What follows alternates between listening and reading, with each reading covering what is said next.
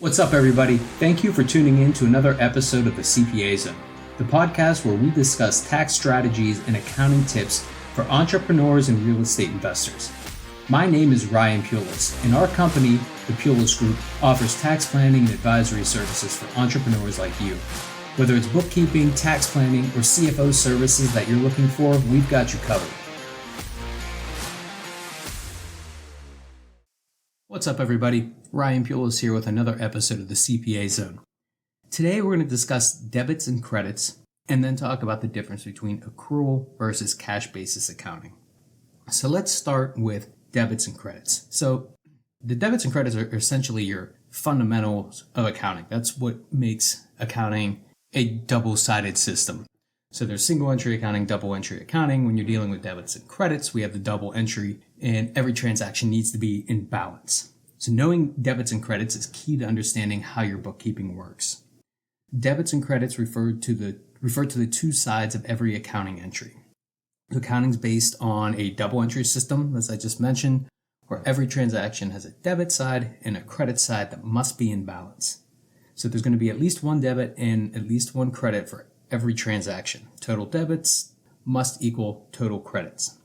So in general, a debit increases assets, increases expenses, and increases owner distributions, while credits decrease these same accounts. And credits increase liabilities, increase income, and increase owner contributions, while debits decrease these types of accounts. So let's talk through a few sample transactions. So when dealing with journal entries, your debits are typically on the left-hand side and credits are typically on the right-hand side. So if you log into your QuickBooks Online account and go to post a journal entry, that's how you're going to see. You're going to see account name, then debit column, then a credit column, then a column for description. So let's just talk through a few sample transactions. So our first is going to be, we'll pay $1,000 cash for office supplies. In this case, we would debit supplies expense because debits increase expenses, and we'd credit cash. A credit decreases assets. Cash is an asset. Now let's say we want to invoice a customer for $1,000. We create the invoice.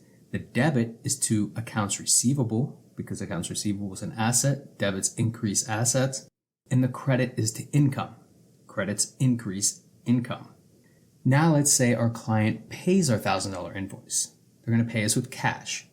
We'll debit cash, increase the asset, and credit accounts receivable, a decrease to an asset. Now let's record a bill, let's say for next month's rent of $500. We would debit rent expense, debits increase expenses, and credit accounts payable.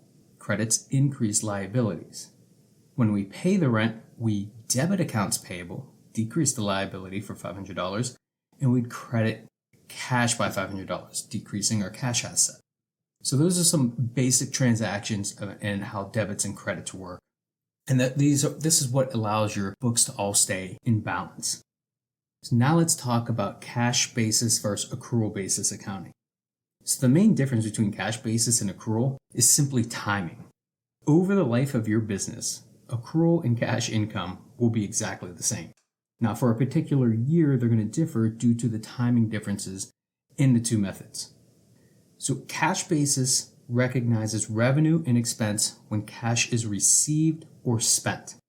If you're spending with a credit card, the expense is recognized when the card is charged. Cash basis is typically easier, it's just not as reliable. For example, if you're paid $10,000 in May to perform work for May, June, and July, cash basis shows $10,000 of income in May, but zero in June and July, which is a bit misleading. Accrual basis accounting recognizes revenue when it's earned rather than received and recognizes expenses when they're incurred rather than paid. So, for example, if you perform work of $5,000 in June, but are not paid until August, the accrual method recognizes the $5,000 of income in June, where the cash basis would not recognize it until August when it was paid. Let's say your electric bill is sent quarterly.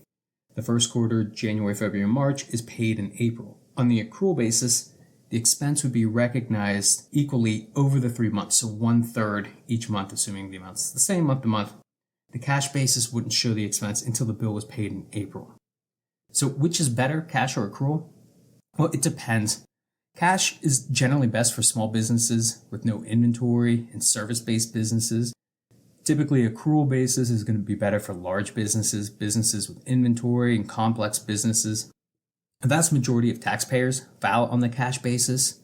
So some businesses will actually keep their books on the accrual basis, but file taxes on the cash basis because it gives you more flexibility when managing your taxes when you file on the cash basis. For example, maybe you want to accelerate expenses into the current tax year to increase your deductions. You can do that on the cash basis, but not on the accrual basis. Or maybe you want to slow down and stop billing your clients near the end of the year. That defers revenue into the following tax year. Both strategies work well for cash basis taxpayers, but aren't something accrual basis taxpayers can do. So to recap, debits and credits are key to understanding the double entry accounting. Debits increase assets and expenses, while decreasing liabilities and equity. Credits increase liabilities and equity and income and decrease assets and expenses. The cash basis of accounting recognizes revenue when cash is received and expenses when cash is paid, while the accrual basis recognizes revenue when it's earned and expenses when they're incurred. So this wraps up our discussion on debits and credits and the cash versus accrual basis accounting. But before we go, let's do a quick Q&A. So I came across this question on Twitter the other day. It's posted by another tax professional. Can't remember who, or I'd give them credit. Anyway, I thought it was a great question and wanted to discuss it here. So the question was, what's one thing you wish all clients knew or understood about taxes? So in my opinion, I think one of the best things for every taxpayer to understand is your overall tax liability versus receiving a refund or having a balance due when you file. So when we're talking about your overall tax liability, this is what you actually owed and paid throughout the entire year, including when you file, on all of your income. So if you want to manage your overall tax liability more so than the balance due or refund at the time of filing. That's just a true up to get everything equalized. So the result at tax time is really secondary to your overall tax liability. Whether you owe money or receive a refund is simply dependent on how much you paid towards your tax liability during the year.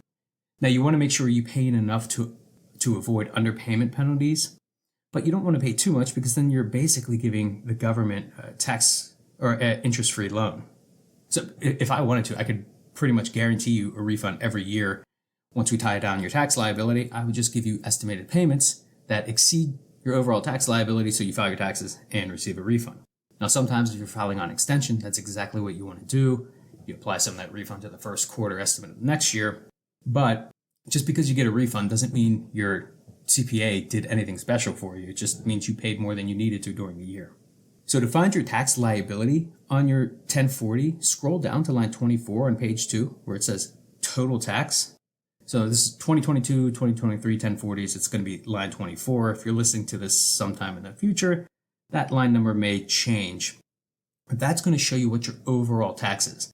Then under that, it's going to show what you had withheld, what you made in estimated payments, and then the true up, your refund or balance due, is the difference. So good tax planning is based on legally reducing your tax liability number, not so much about whether you get a refund or owe money. So that about does it. I hope this was helpful. Feel free to leave a comment below or hit the like and subscribe button. Leave a 5-star review. Until next time, have a great day. So that about does it for this episode of the CPA Zone. Thanks for listening, and I hope you found something valuable that you can take away. We are taking on new clients, and if you'd like to work with us, then go to our website and fill out the client intake form on our contact page. This can be found at thepulisgroup.com/contact. That's THEPULICEGROUP.com/contact.